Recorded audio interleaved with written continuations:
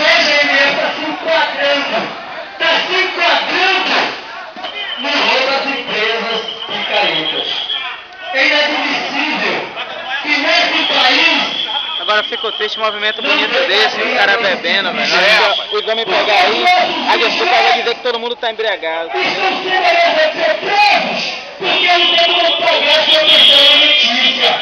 Mas esses trabalhadores já cumpriram com as suas obrigações. E agora, negão, tá bonito na hora certa é essa ou não é? Pra MF. São funcionários da MF.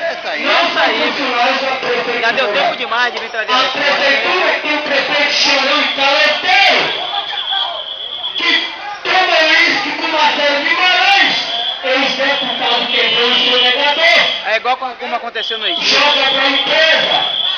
E a empresa, de forma irresponsável, de forma inconsequente,